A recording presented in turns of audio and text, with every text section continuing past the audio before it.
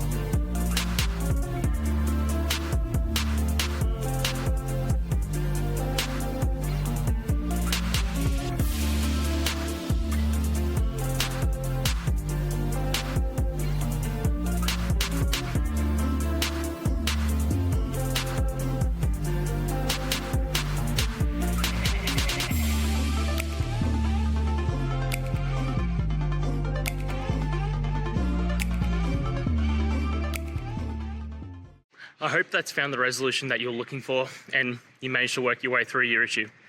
Please, if it did help, hit subscribe. I'd really appreciate it.